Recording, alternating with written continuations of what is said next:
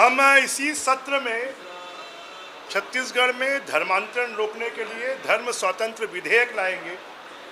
हम इसी सत्र में राजिम पुन्नी मेले को फिर से राजिम कुंभकल्प मेला बनाने के लिए संकल्प लाएंगे।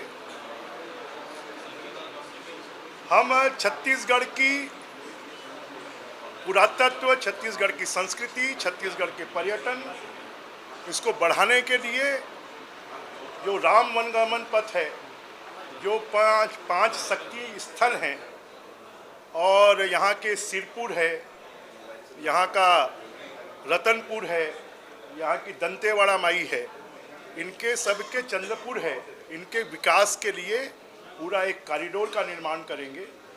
और राजिम में जो मंदिर है उस मंदिर को भी एक कॉरिडोर के रूप में विकसित करेंगे। हमारे स्कूल शिक्षा विभाग में आने वाले समय पर एक कमांड सेंटर बनाया जाएगा, जिस कमांड सेंटर के माध्यम से 50 लाख बच्चे, 50,000 स्कूलें और 3 लाख शिक्षक, शिक्षिकाएँ, लेक्चरर, प्रोफेसर, प्रिंसिपल और 4th क्लास 3 क्लास कर्मचारियों सबके ऊपर में अनुशासन में रखकर शिक्षा के स्तर को ऊंचा उठाया जाएगा। और हर स्कूल में जो पहला पीरियड होगा, वो चाहे प्राइवेट स्कूल हो चाहे वो सरकारी स्कूल हो, हर स्कूल में पहला पीरियड योग, प्राणायाम, अध्यात्म और देशभक्ति के कार्यक्रमों से शुरुआत होगी। और हर शनिवार को खेल का पीरियड होगा। हमारे जो कॉलेज हैं उन सभी कॉलेजों में नए विषय खोलने के साथ साथ हमने लगभग 30 नए स्नातकोत्तर विषय, 20 नए स्नातक विषय और साथ में 20 कॉलेजों की बिल्डिंग बनाने का और 10 स्कूलों में अतिरिक्त कक्ष बनाने का और बाउंड्री वॉल बनाने का और छात्रावास बनाने का भी हमने बजट में प्रोविज़न किया है। और पहली बार हमने ग्रंथपाल और स्पोर्ट्स टीचर, इनकी भी भर्ती का हमने निर्णय लिया है। लगभग 33,000 पदों पर हम स्कूल शिक्षा विभाग में भर्ती करेंगे, इस तरफ हम कोशिश करेंगे। और हायर एजुकेशन में लगभग 5,000 पदों की भर्ती हम करेंगे, जिससे कि हमारे और साथ में जो NEP है, नई शिक्षा नीति, उसको हम अगले शिक्षा सत्र से लागू करेंगे। ये भर्तियां इन्होंने तो पूरी शिक्षा व्यवस्था को ही तहस नहस कर दिया था। स्वामी आत्मानंद स्कूल का उद्देश्य अच्छा था, परंतु उसकी व्यवस्थाएं खराब थी। हम हर स्कूल में एक सेक्शन अंग्रेजी का पहली क्लास से 12वीं क्लास तक करेंगे। अगर वहाँ पर 3 सेक्शन है तो एक सेक्शन अंग्रेजी माध्यम का होगा, अगर 2 सेक्शन है तो एक सेक्शन अंग्रेजी माध्यम का होगा। तो इसके माध्यम से धीरे धीरे कर हम 25,000 स्कूलों में अंग्रेजी माध्यम से और हिंदी माध्यम से दोनों पढ़ाई साथ साथ होगी। उसके लिए हमें नए शिक्षकों की भर्ती भी नहीं करनी होगी, उसके लिए हमें नई बिल्डिंग भी नहीं बनानी होगी। और इसके लिए इन्होंने जैसा स्वामी आत्मानंद स्कूलों में भ्रष्टाचार किया है, वैसा भी बिल्कुल नहीं होगा, उसको भी हम रोकेंगे। हमारी कोशिश है कि जितनी भी भर्तियां हैं वो 1 साल के अंदर में हम पूरी कर दें। जितने भी प्रमोशंस हैं उनको भी हम 1 साल में क्लियर करेंगे, जिससे कि शिक्षा के क्षेत्र में जो असंतोष है उसको हम समाप्त कर पाएँ।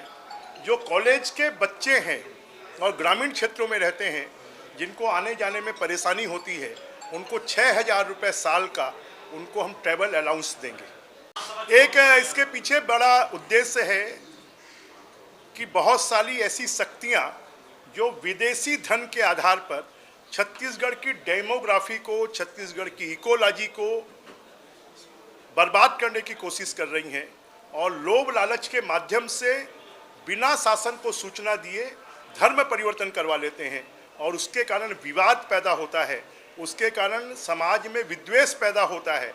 उसको रोकने के लिए कि लीगल रूप से धर्मांतरण हो सकता है, जो भी इनलीगल धर्मांतरण करेगा उसको कठोर से कठोर सजा दी जाएगी। जो अब हम कमांड सेंटर बनाने वाले हैं, उस कमांड सेंटर में एक एक शिक्षक के बारे में विस्तृत जानकारी होगी कि कौन अंग्रेजी में पढ़ा सकता है, किसने अंग्रेजी में शिक्षा ली है, किनको अंग्रेजी स्कूलों में भेजना चाहिए, किनको हिंदी स्कूलों में भेजना चाहिए।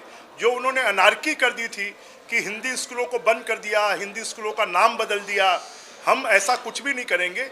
हम जो सही चीज़ होगी, जो नियमों के अनुसार होगी, वही हम करेंगे। आज ही एक प्रश्न के उत्तर में बताया गया कि पिछले 5 सालों में 34 शिकायतें हुई हैं। ये तो सिर्फ शिकायतें हैं। अगर हम देखेंगे तो पूरे छत्तीसगढ़ में 3400 से ज़्यादा ऐसे प्रकरण हुए हैं। आप बस्तर में तो देखते हैं कि आए दिन वहाँ पर आदिवासी समाज धर्मांतरण के विरोध में आंदोलन करता है, प्रदर्शन करता है। वहाँ पर वर्ग संघर्ष की स्थिति पैदा हुई है और इस वर्ग संघर्ष की स्थिति को रोकने के लिए और समाज में सद्भाव बनाए रखने के लिए हम ये धर्म स्वतंत्र विधेयक ला रहे हैं। देखिए, जो छत्तीसगढ़ का जो रीति रिवाज, रहन सहन, खान पान, उठन बैठन, यहाँ की संस्कृति, यहीं की बोली, यहीं की भाषा, इस सब के खिलाफ पूर्ववर्ती सरकार ने काम किया है और एक नया परंपरा डाला गया कि कांग्रेस पार्टी के लिए जिस प्रकार से तरह तरह के हथकंडे अपनाए गए और सिर्फ जो है यहाँ का संपत्ति को बर्बाद करके कैसे भ्रष्टाचार के माध्यम से पैसा इकट्ठा किया जाए और इस भ्रष्टाचार में कांग्रेस के कार्यकर्ता को कैसे इन्वॉल्व करके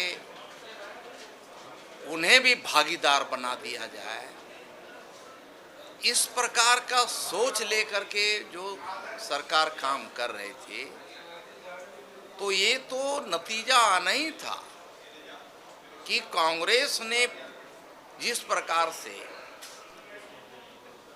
प्रदेश की खजाने पर जो डाका डालने का काम किया, कांग्रेस पार्टी के लिए, कांग्रेस के कार्यकर्ताओं के लिए राजीव मैदान क्लब बना करके सीधे उनके खाते में सिर्फ जो है उनके मौज मस्ती के लिए, सिर्फ उनको अपने प्रचार करने के लिए जो राशि दिया गया था, उसका तो जांच होना तो ये तो था ही पहले से।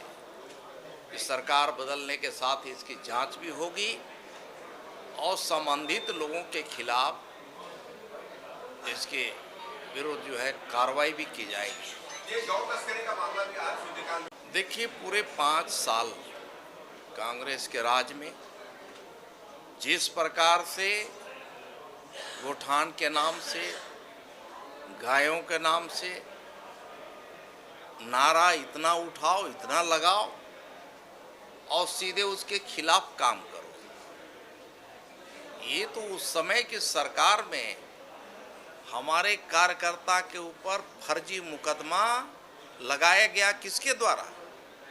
ये जो गौ तस्कर थे उनके रिपोर्ट पर जो गौ सेवक थे उनके ऊपर लग गया, लेकिन जो गौ तस्करी करते हुए पकड़ाए, कार्रवाई हुई, वहाँ के लोगों ने उनको पिटाई भी किया, लेकिन उनके खिलाफ जो है पुलिस की हिम्मत नहीं हुई कार्रवाई करने का, क्योंकि कुछ भी कार्रवाई करते तो यहाँ उनके आका बैठे हुए थे। उनके संरक्षण में पूरे प्रदेश में ये जो गौ तस्कर थे, भू माफिया थे, रातों रात लोगों का जमीन पे कब्जा कर लेना, रातों रात घर बना लेना, किसी का घर बना हुआ है उसमें सीधे कब्जा कर लेना, ये तो एक तरह से संरक्षण में ऐसे असामाजिक तत्व पल रहे थे। और आज जब सरकार बदली है, आदरणीय हमारे मुख्यमंत्री जी के नेतृत्व में, जब इस सरकार बनने के बाद अब कार्रवाई जब जमीन में करना शुरू की है, तो चारों तरफ छटपटा रहे हैं, तरह तरह के आरोप प्रत्यारोप लगा रहे हैं। देखिए, कुछ वर्ग विशेष के लोग, उनका मनोबल इस तरह से बढ़ा हुआ था और वो सरकार भारतीय जनता पार्टी के बनने के साथ वो क्रिया प्रतिक्रिया तरह तरह का दे रहे हैं लेकिन उन सबको मालूम होना चाहिए कि अब जो है भारतीय जनता पार्टी की सरकार, माननीय विष्णुदेव साय जी के नेतृत्व वाली सरकार है। कितनों बड़ा हो, कितनों बड़ा सोर्स वाला आपराधिक पृष्ठभूमि का आदमी होगा, गलत करने वाले को, धर्मांतरण का सहयोग करने वाले को, उनको किसी भी हालत में उन्हें बख्शा नहीं जाएगा। कानून के दायरे में ला करके उनके खिलाफ सख्त से सख्त कार्रवाई हमारी सरकार करने वाली है।